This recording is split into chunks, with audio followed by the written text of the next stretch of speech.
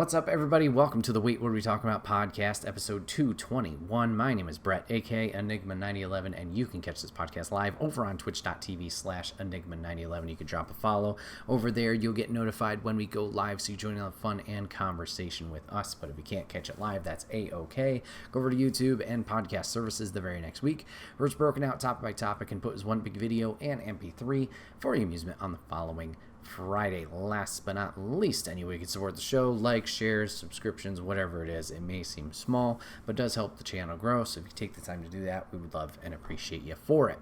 Today, jumping into two different topics, going back to old wrestling that we loved, and we'll be jumping into some VR later. So let's get on into the wrestling. As of recording, WWE just had a big weekend with Money in the Bank and NXT Heatwave, so kind of wanted to run through what happened in each of those, the good things, the maybe bad thing, and just talk about ideas going forth, what happened result-wise. So let's jump into the first one. It was Money in the Bank. We did start off with the men's Money in the Bank. So we had Drew McIntyre, Jey Uso, LA Knight, Carmelo Hayes, Chad Gable, and, oh boy, who was my last one here? Why am I blanking? Drew, L.A., Jay, Carmelo, Chad, L.A. I got them all. What am I crazy? Andrade. He's right there in the photo. Is it sick? I'm butchering it right now. 1, 2, 3. Hold on. Drew, L.A., Jay, Mello. Oh, they have L.A. Knight's photo here twice. That's what's mixing me up. Okay. Yeah, Andrade was that sixth one. WWE site, get your shit together so I can get my shit together. Started with the men's Money in the Bank. Per usual, Money in the Bank matches, chaotic as all hell. It was an interesting match going in because most of the participants had not been world champions before, at least in WWE side of things. Drew being the outlier here, as we would see why he was in that match. I know he's been on this vendetta of really hunting down the World Heavyweight Championship and having his struggles there, but it was really, I personally thought it was really interesting because there was a lot of pretty good potential winners here. Obviously, Jey Uso and LA Knight being probably the more probable of the group, but I wouldn't have said it was impossible for any of the other ones to win. I would say Andrade personally was a little bit on the lower end, but it would have added a nice little layer, a nice level of spice to things if he had won, just because being so out there. Chad has obviously been pushed IC title-wise and has been kind of showing up in those matches and really crushing it. Obviously, the Wyatt Six business, he may be a little tied up in. And then Carmelo being, what was he, number 1 draft pick for SmackDown? It was like, oh, well, they must have some kind of faith in him. Would have been, once again, a little bit similar to Andrade. A little bit of a surprise if he got it, but with the backing of that draft pick, that number, it was like, okay, I could understand that. Unfortunately, we went kind of the basic route here and went Drew, so Drew did win it overall. But there's some spots in here I do want to really highlight. We had Andrade was really crushing it. I thought he had a good performance. He had a springboard leg drop onto Chad Gable as Chad had an armbar onto Drew. Pretty nasty landing for Andrade as well, as the ladder was underneath him and he clipped it right on his shoulder. If you go to WWE.com and look through the photos, you can see he's got this big gash down that one shoulder blade. Luckily, it wasn't anything too bad in terms of blood, but he got wrecked with that. He also did hit a sunset flip onto Carmelo Hayes onto a bridge ladder later on with a little assistance from LA Knight in the push. Speaking of LA Knight, he delivered a big hit to Chad, and then Chad kind of hit a big hit on that him as well. He hit some kind of neck breaker onto Chad in a ladder that was kind of set up on its side in the corner, which looked pretty nasty, but then Chad gave it right back to him. Belly-to-belly suplex outside of the ring, launched him over onto that ladder bridge. Audience really enjoyed that. They wanted to give him respect, but we're still like, you kind of suck, dude, so they had a "you still suck" chant. That was pretty funny. Also, Chad kind of everywhere in this one. At one point got on top of the ladder, grabbed the area the briefcase was kind of held on to. The ladder was moved out of the way, I believe, by Jey Uso. He held on there for a little bit and then just, woo, face planted from that high distance, took a spear before I think we headed into the finale of the match. As Jey would go up there, Drew would chuck a ladder at him, take advantage, and then get the win there. So yeah, solid match throughout. Chronologically, the next match was Sammy and Braun Breaker, but I'm going to just jump into the World Heavyweight title picture for here, just because these two matches kind of go hand in hand in terms of what happened, what will happen. So later on in the night, I believe it was the third match, it was Seth frickin' Rollins going against Damian Priest for the World Heavyweight Championship. I thought these two did fine. They didn't really have a lot of time, or didn't feel like they had a lot of time. Both of them were very cautious and timid throughout the thing, looking back at the stage, wondering when Drew was going to show up, as Drew had made his promises and declarations before that he was going to cash in. So I liked how they played into that like worry and fear that this cash-in was going to come and happen. And it did, not after a little bit of a kerfuffle, I guess you could say. So we have attempted Falcon Arrows. Seth attempts it on Priest. Priest reverses it, picks up Seth to try his version. Doesn't work. Seth reverses it one more time and finally lands on his Falcon Arrow that he attempts. Pin happens. 1, 2, should be a 3. Damian didn't kick out. There was a lot of buzz of like what happened there. From what I can hear, What Culture reporting from Fightful, I believe it was just an unfortunate accident. There was things going around like, oh, Damian got maybe his bell rung, looked knocked out, or if the music cue for Drew was supposed to be earlier. It seems like it was just a mishap that happened, which is really unfortunate, just because it really, I think, added to the layer of disappointment of the things that were about to happen and kind of unfold. So the non-kick out happens. Seth's visually looks like he should have won to do that pin. They then cue Drew's music. Drew comes out, cashes in, adds himself triple threat. Oh, okay, cool, whatever. You know, he said he was going to do this. And then, as things happen and unfold, Punk comes out from under the ring, beats the shit out of Drew. There's some weird exchanges between Drew and Seth and Damian as things kind of get the ball rolling, or the interactions between them.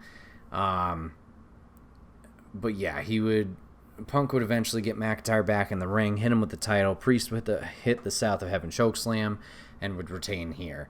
As a result, he doesn't have to leave the Judgment Day. Seth and Drew, well, Seth can't go for that title anymore as long as Damian is champion.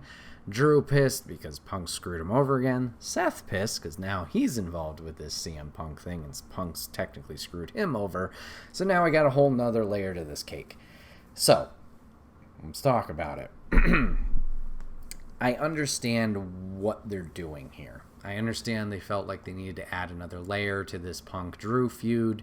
Obviously, they've been going back and forth at it for months with the whole injury angle, with Punk being not fully cleared for a match. I thought that's been clever.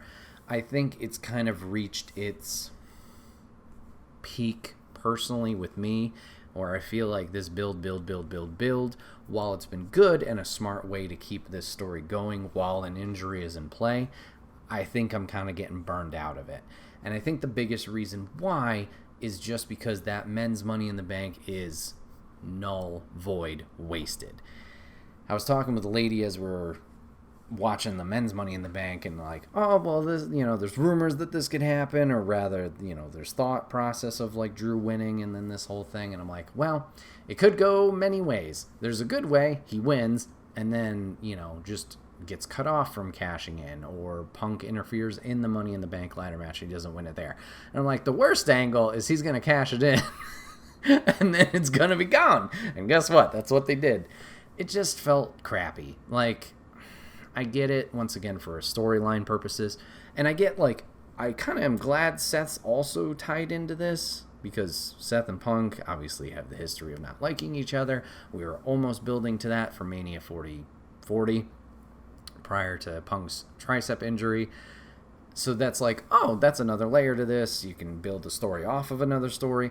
It's just unfortunate that that ladder match that those guys really did a great job in and put their bodies on the line. Hey, guess what?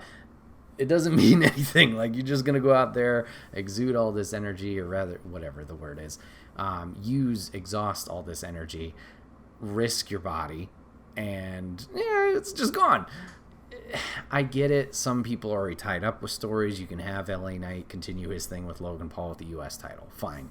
What's Melo doing? What's Andrade doing? What's Jey Uso doing now? Like, I think Jey would have probably benefited the most from this because he's been in that world title picture. He's like always just shy of achieving it. You could have played the angle, which I know What Culture has said once again. I think it was Michael Hamflett said, like, oh, you could have this be your reunion with him and Jimmy, use the Money in the Bank for a tag team thing. If G.O.D. is like tag champs down the line for a Mania, which I know some people would like, some people wouldn't like. I was like, yeah, sure, whatever. But at least it's being used and a story is being built out of it. Now it's just like, we did the story part, but it's gone. Bye. It's like, oh, all right, fine. So, not the biggest fan of it. I get it, once again, in terms of escalation of this. It's just, from a personal standpoint, kind of feel like I'm reaching that point of, can we finally do something with this match? And I don't know Punk's status. Maybe we'll finally get this going at SummerSlam, and we can finally wrap this in a nice, neat bow. And then we can move on to the Seth program, I presume. But yeah, just a little bit of sour taste in the mouth there from that, just how that rolled out. And like I said, just the additive too of the missed 3 count. I know why they hadn't, or why they couldn't call it a 3, because then Punk couldn't interfere, because triple threat, there's no DQ. It's a very murky waters there with like what you could and couldn't do. So, it is what it is. I thought Finn was gonna get involved at some point too with their little backstage interaction of like, yeah, boss, I'll take care of it, but he kind of was like pissy about it. But we've kind of assumed they were gonna break up at some point. With tonight's Monday Night Raw, we'll have to see how that goes. Some rumors swirling around about someone else part of Judgment Day maybe making a return. We'll have to see. So just keep an eye on it. I'm sure, Damian and Gunther will be a great match. Hopefully Damian doesn't let this weigh on him too much with the mistake. And he can move forward and continue being great. All right, let's rewind to the second match. Let's go to the IC title. Sami Zayn versus Braun Breaker. Another great one. I thought this was good because while Braun is very entertaining and destructive, being just the bulldozer running through everybody, I thought this was a great opportunity for him. Sami obviously been wrestling many years, can take other people and elevate them through the matches that they do have. So I thought it was a good dance partner for Braun. Like, show people he's not just a truck that's going to spear everybody. A truck that's going to just spear everybody and be over. We don't need Brock Lesnar. We don't need a Goldberg. We don't need, these squash matches. Once again, fine every once in a while. You want to show that this person's a threat, they're dominant, whatever. But if you just do that the whole time, I don't know, maybe once again, this is just a me preference. I'm going to be like, I don't care. Especially when they're no-names. Not that Sami's a no-name. But if you just bring in a Kale Dixon, for example, from NXT. Sorry, Kale, to shit on you right now. He hasn't established himself, right? You just brought up, okay, we need an NXT guy. Here's a level up guy. Bring him up. Do his thing. And obviously Braun's moved on from that. That was early on in this story. But what does it do for your other named talent if you're just going to break them? Pun intended, I guess.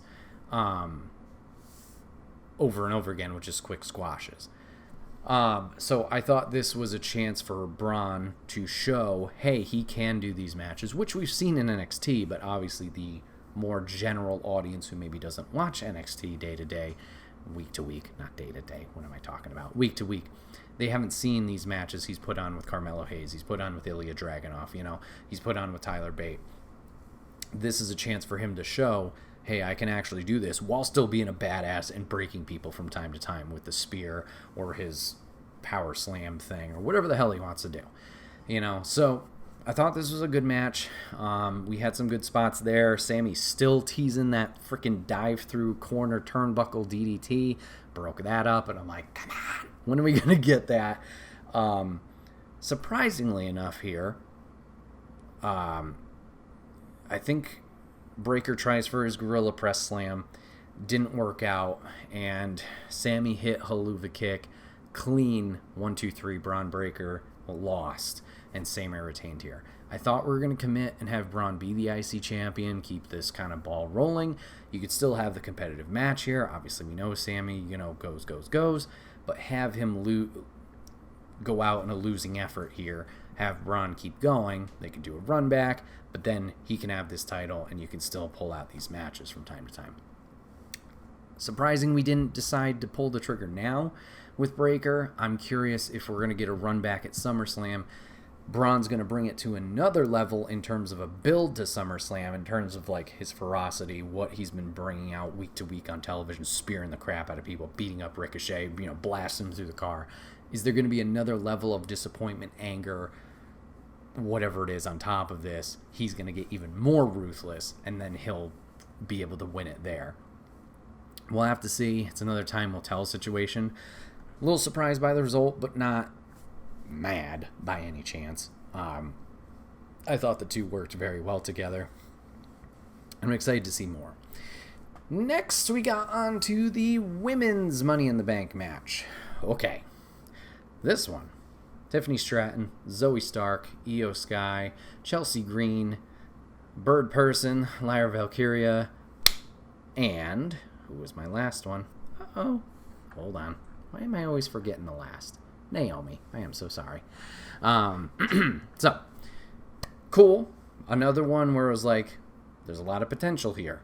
I think out of all of them, Naomi and Io. So we had two former main roster world champions. Obviously, Tiffany and Lyra, NXT world champs. Zoe hasn't had that opportunity at a singles title. Oh, she had a chance. She hasn't won singles gold yet.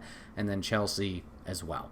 So some potential here. This is exciting. We had, potential for where they were going to go with the result here. Some people thought there was going to be a shakeup and Chelsea was going to win this, which she got real close. Some people were thinking maybe Naomi's going to turn heel. She'll get this and then go after Bayley. Tiffy time, as we got to. Maybe that. Maybe Io's going to run it back. Maybe we're going to keep the momentum with Bird Person. A lot of options there. I will say this match got good. It did not start good. We kind of we got some comedy stuff with Chelsea. She's scared of heights, so she tried to jump and grab the briefcase. She eventually tried to, I don't know if she threw a ladder or if she tried to knock it down by lifting up a ladder. I don't recall, but that was pretty funny. But there was a few unfortunate mishaps in the beginning of the match. Lyra tried to do a walk up the ropes, tornado DDT, just stepped a little too high, missed the top rope. Her and Io recovered, and she was able to do that. Zoe tried to hit that springboard, outside the ring, springboard, weird twisty front flip onto somebody on a ladder, and I'm watching it the whole time. I'm like, Zoe, that's too close. The ladder's too close. It's too close. Totally whiffed it, clipped the back of her head on the edge of the ladder. That looked like it sucked. And then, was there one other thing?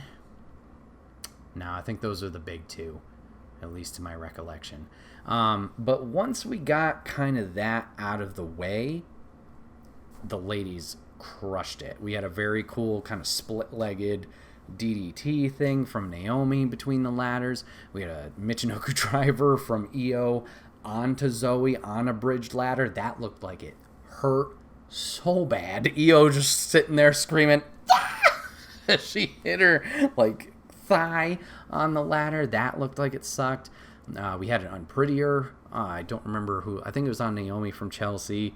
Lyra did a really cool German suplex as she hung from the ladder by her legs, grabbed Io and German suplexed her like that. That was awesome. And then, yes, Chelsea pulling a spot out of Impact, her TNA, climbs up the ladder towards the end. Tiffany says nope, climbs up next to her, pushes the ladder that Chelsea's on, and Chelsea holds her head and prayers, just prays for her life, out of the ring through 2 tables. Nailed it. Tiffany would end up winning and grabbing the briefcase, so it is Tiffy time indeed. Yeah, this one, like I said, turned out great. Start was a little rocky, but I think the ladies did a phenomenal job in this one. Seems like Tiffany's back on that momentum train. We thought, Queen of the Ring maybe was going to be her time, but things happen. So cool to see her back on this upswing. I'm curious when she's going to use this, if she's just going to hold on to it for a while. I know Nia's got Bayley at SummerSlam, so a month away. Will she cash it in then? Will she hold on to it for a little while? Hopefully she's not the first one to cash in and fail. If she is, hopefully they make something good out of it. And then we got to our main event. It was the Bloodline against Cody Rhodes, Randy Orton, and Kevin Owens, a.k.a. the Jacob Fatu Show. And boy howdy, does this man kick ass. Kicked out or stood up immediately out of that draping DDT that Orton does. Bashed somebody through the barricade, I believe. No, he got launched over. Hopefully that doctor's okay that caught a foot. Yeah, Jacob looked really good in this match. At one point, to save Solo in the end of the match, he did his Whisper in the Wind, a la Jeff Hardy, which I think is important to show people. Like, I've only seen clips of Jacob Fatu on the indie scene, and I was like, okay, we need to see this. I don't know how many people in the WWE universe fandom attendance, how many people have seen this guy move. He can go, and it was cool to see. It was pretty much your basic 6-man that they've been doing, very slow paced but good. Tonga Loa, brother, back-to-back botches. That low blow punch, punching your brother right in the skull, that wasn't great. But the rest of it was solid. Solo would end up getting the pin on Cody to set up probably Cody's program for SummerSlam with those two going for the title. But yeah, I enjoyed it overall, just once again because we got to see Jacob Fatu in the ring, see what he can offer. I think it was just a taste too. I want to see him kind of unleashed, kind of take the reins off of him, see what he can bring to the table when he's in like a one-on-one match or whatever it is. Really quick, just want to shout out Kevin Owens. He's going through some family stuff with his mom in the hospital. He was there. I hope she recovers. That's just, oh boy, I can't imagine the thoughts going through his head going into this weekend after being with her the whole week. So hopefully she recovers soon. But kudos to him to being in here. And then Bloodline stuff. Just wanted to touch on this. So Hikuleo is rumored to be free agent now, potentially coming to WWE way. I don't know the legitimacy of that. It's just obviously the internet. Everybody has an opinion and rumors swirl around. I think we have to be careful with this Bloodline thing. I've been liking the new Bloodline, most of it. I think we need to be careful that we don't oversaturate it. I know a lot of people are talking about Zilla Fatu now coming in, and I'm like, hold on. What I've seen from Hikuleo, decent. Saw him in AEW, he's fine. He's tall as hell. You would think with the new members, it's kind of got to be like a what's the terminology, or what's the saying? It's like escalation, right? It's got to be proper escalation. And Jacob right now, being the Samoan Werewolf, the enforcer for Solo, like big guy who can move real fast, he's strong, can punish people, right? You gotta have, if you're gonna bring somebody else in, it's got to be another jump up, right? And you got to presume, or assume, whatever, that any new members of the Bloodline, if it's a Hikuleo, if it was a Zilla Fatu, I don't know who else there is, I apologize. The big tree, right? Anybody else you bring on this tree, you assume is going to be on the bad guy side, right? For this eventual Bloodline v. Bloodline Civil War thing, whenever that takes place. R.I.P. Sika, I guess they had his services Saturday, so Roman was busy. Makes sense. Whenever you get this Civil War thing, you're going to probably have all the new members on this new Bloodline side, right? Solo side. Because if the traditional Bloodline, let's say that, Usos and Roman, they're at 3, right? They need a 4th. Are we going to get Honorary Us back in this? I don't know. Is Cody and Roman going to do Mega Powers handshake and then we're all good? I don't know. But if you were hypothetically going to bring someone in on that side, you need someone people can get excited for and be like, oh my God, it's so-and-so. You know, they're happy, excited to see this reunion, whether it's those two. If you hypothetically brought in a Zilla Fatu to Roman Reigns' side, while that'd be cool in terms of like, oh, cool, he's really talented, whatever. In terms of an audience reaction, everybody's going to be like, I don't know who the fuck that guy is. It's a little easier from a villain standpoint to bring the unknown elements in than a good guy side, in my opinion. If we're going to circle back to like NXT days, right? And you had the people in the crowd like, hey, I'm in a suit and I'm waving here, like we had with Julia not too long ago. She's probably the most recent example. But like your Matt Riddles, your Keith Lees, who else was in there? I don't know. There's plenty of people who've been in the crowd, and I'm just botching who's actually been in there. But these good guys, these new characters, like they got a reaction because, well, it was NXT during that time, the Black and Gold brand. That was like your hardcore, like we watch Indies, we watch Ring of Honor, we watch Evolve, we watch all this stuff. We know who these people are. So then my dumbass, who doesn't know who this person is like, oh, they're getting excited. I must be excited too. Like they're gonna do something cool. When you try and do that now, especially in the general audience perspective, from a villain side, I feel that's easier to just be like, oh, here comes XYZ. They're beating up my hero. They're a piece of shit. I hate them. Not that you couldn't do that with good guys. I just feel like that more hero moment, that hero reaction of like, it's so-and-so, works better with established people. You can go back to, now granted these are all legends in their own right, go back to the Mania moment with Cody Roman, right? You have Jimmy come out. Then you got Jay come out. Well, everybody's yeeting their brains off. They're going to be happy that Jay's back out there. Then you got Solo come out. All right, everybody doesn't like Solo. Blah, blah, blah. Then you got John Cena. Well, no shit. Surprise there also, factor. Then you got Rock, old rivalry return. And then you got Seth come out and look like a bitch. Sorry, we had to make that come back. Then you got the Taker. Whoa! Once again, it's that surprise factor too. And they're a different status with Legend. But you know them, you can get that reaction. I don't know if you're going to get that reaction with, I don't know who you are, but yeah, you kicked Solo, whatever.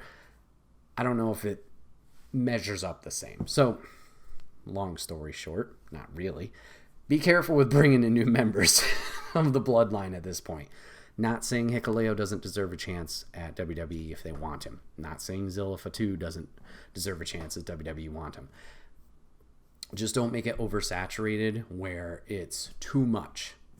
Like the Punk situation. We're kind of getting to that level of like, I think Jacob Fatu's the missing piece here, or the last piece to kind of enter this. Roman's the next big when he returns with hopefully Heyman in tow. The Usos reunion will be another big moment. And then we can go from there and kind of clash this out until the final boss who has the best ideas ever and does everything. Till he comes back, then that can be a moment. And then you go from there. But then you got the 5v3, whatever. We'll figure it out when we get there. Just be careful. That's all I say. So Money in the Bank was good. However, let's talk about NXT Heatwave, which, honestly, I think they killed it. These guys did fantastic. And if you haven't watched Heatwave, you need to go watch Heatwave now and come back to this. So, another 5 matches. We did have a pre-show match with Carmen Petrovich and Ariana Grace defeating Jacy Jane and Jasmine Nix. I didn't watch it. I can't really talk about all that. But I think this was just a nice moment for Carmen and Ariana, being Canadians, to get their moment here, get a little win. They're going to be fighting on Tuesday against each other, so they're not really a team. Whatever. So, 5 matches we rolled into. We did open up with the NXT North American champion. We had Omafemi going against Wes Lee. If Wesley lost, he can't go for the North American title anymore, as long as Oba's a champion.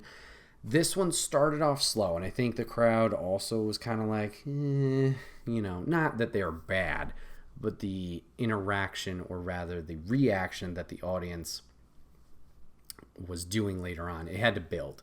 This was a slow build, and it makes sense just because of the size differential. Obviously, Wes a smaller guy, Oba being this big giant of a man. That was the type of match they were having. Slow, methodical, beat down. Oba just wrecking Wes for a while until Wes could heat up, get his comeback, and go from there. Oba has been impressive for a while and continues to be impressive. Obviously, the size helped here. This man tossed up Wes Lee F5 style, and this man went 1, 2, maybe 2.5 spins before he planted on the ground. Absolutely insane. Later on, Wes did get a little bit momentum going towards him, hit him with the cardiac kick. Oba would kick out. He did try going for it again twice, but unfortunately his back was messing with him with the injury he's been recovering from. So Oba did recover, slam him down with that sit-down power bomb, and did retain here. But yeah, the crowd got more and more into this match as it built. From that slow kind of brooding powerhouse beat down into that, there's a chance. But unfortunately, Wes could not get the win here. So Oba did retain. We'll have to see what's next for Wes. We did see a promo later in the night where he didn't even know what he's going to be doing next. Apparently, he's going to be doing some kind of promo or addressing the universe on Tuesday. So we'll see. Does he go for the world title? Does he go main roster? He hasn't done any kind of Rascals reunion with the TNA crossover recently, which I thought they were kind of going with the whole Gallus beating up Wes Lee, and then we had New Catch Republic come to his help and aid. That seemed like it kind of wrote itself for the Rascals, but we didn't go that route, so it is what it is. Maybe that'll be the case. Time will tell. Then we had the NXT Women's North American Championship. We had Kalani Jordan going against Sol Ruca. The ladies did a great job here, too. I'm going to feel bad for not going into details, but the two gymnasts flipping and dipping around had good strings of action between them, a lot of reversals, kind of circa or kind of a la Ricochet Will Ospreay from back in the day, some sequences there. The two seemed to get more in their element and more comfortable as they were going along. But I think this was a great showing for both of them. Obviously, we've seen both of them week to week. But to have just these two stand alone and do what they do, I think this is the first premium event they've had a singles match in. I think the rest of their matches have been multi-person. So to put the faith in them, and being the first pay-per-view that the Women's North American title was defended on, I think they did a great job here. Sol Ruca at one point hit a springboard 450 clothesline onto Kalani. That was, like, stupid in the best way possible, insane. Jordan was doing great, too. She'd hit her, like, springboard moonsault, the split-legged one, to finish it. I think she did, like, a twisting jump at some point as well. Yeah. Just really good for both of these. Like I said, I'm not doing it any justice in terms of a description. Probably along with the rest of these. Very sorry. That's what no note-taking will do. Jordan did hit that top rope avalanche poison Rana. That was sick before hitting her split-legged moonsault. But yeah, ladies did a fantastic job there. Then we had the NXT Tag Team Champions. We had Axiom and Nathan Frazier going against Chase U, Andre Chase and Duke Hudson. There's been some kind of storyline going on where Nathan Frazier's like, I want to keep going in my singles career. He chased after the Speed Championship. I think he went after the Heritage Cup not too long ago. Apparently, he showed up late to the arena for the pay-per-view, so Axiom was thinking he was going to go on his own, kind of defend it in a handicap match. Well, nope, he showed up. We were fine. We were kicking ass. Crowd was really behind Chase U for this one. Unfortunately, Axiom and Nathan Frazier would retain. Just a fun match overall. I wasn't sure how much the crowd was going to be into it, just in terms of entrance reaction. But as we kept going on, there was a lot of fanfare there, which was good. A lot of fast-paced action as well. A lot of dives. Duke Hudson paid homage to Trish Stratus at one point by hitting Stratisfaction, which was pretty fun. Frazier accidentally super kicked Axiom at one point, so he thought maybe Chase U was going to take advantage there. But they were able to kind of circle it back, get that momentum back on their side as Axiom would finish off Andre Chase with a golden ratio, and they would retain. Not sure what's next for them either, because I thought maybe, they lose here with their little, not differences, but that lack of focus for the tag team titles that Frazier's been having. Not that I think either of these guys should go heel, but I thought maybe that them not being in sync would kind of disrupt that, and we could give Chase U the tag titles again. But we'll see. We got some tag team matches, I believe, coming up on Tuesday. You got the Good Brothers against OTM, and then Gallus are going against two newer gentlemen, Tyrus and Tyreek. I could be butchering their names, and I do apologize. So we got some tag teams in the making.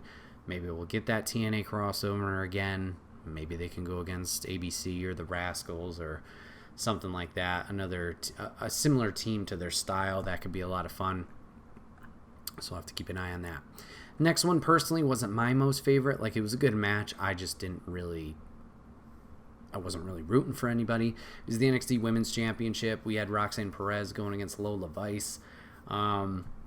Thing I'll say here, at one point, Lola did go for a spinning back fist outside of the ring. Her finisher, Roxanne did duck it, and Lola, smacked the corner. That looked brutal. To protect Lola, Roxanne had to hit 5 pop rocks, I believe. She hit the first one. Lola kicked out. They went outside. Roxanne cleared the table in frustration. Pop rocks on the table. Didn't break. Then rolled her back in and hit 3 pop rocks in a row. Second one looked a little bad in that sequence, but that's what it is. Hit her with that 5th one. Finally put her down. So Roxanne did retain. We're going to still probably set up that Julia program, which rumored was going to happen here before Julia broke her wrist.